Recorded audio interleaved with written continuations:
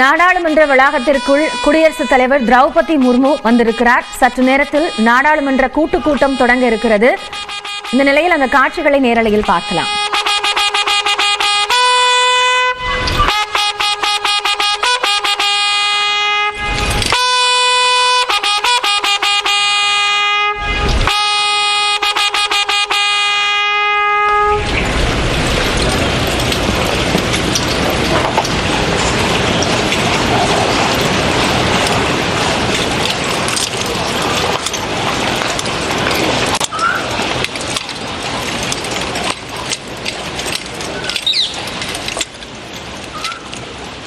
कागजों पर नहीं बल्कि जीवंत और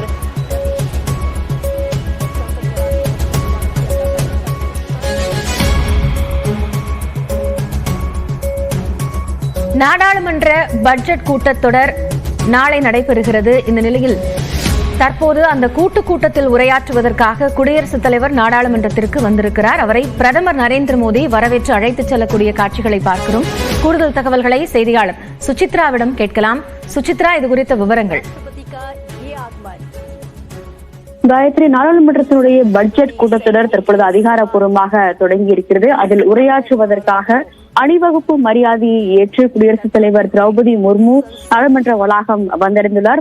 அங்கு வந்த அவரை பிரதமர் மோடி, மக்களவையினுடைய சபாநாயகர் ஓம் பிர்லா மற்றும் மாநிலங்களுடைய தலைவரும் துணை குடியரசுத் தலைவருமான ஜெகதீப் தன்கர் மற்றும் மக்களவை மற்றும் மாநிலங்களுடைய அதிகாரிகள் அங்கு அவரை வரவேற்றது குறிப்பாக பார்க்கப்படுகிறது. அங்கு வந்தவுடன் அணிவகுப்பு மரியாதையை ஏற்று தேசிய கொடியேற்றி அதன் பிறகு தற்பொழுது அதிகாரப்பூர்வமாக ஆண்டினுடைய முதல் கூட்டத்தொடர் என்ற அடிப்படையில் அவர் உரையாற்ற உள்ளது. இந்த சற்று நேரத்தில் தொடங்க உள்ளது மிக முக்கியமாக பார்க்கப்படுகிறது. காயத்ரி,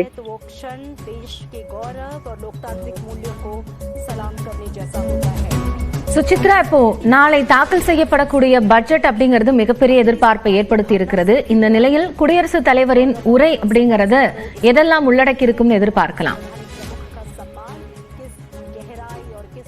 குறிப்பாக கடந்த 75 ஆண்டுகால குடியரசினுடைய சாதனைகளை இந்த குடியரசினுடைய உரை என்பது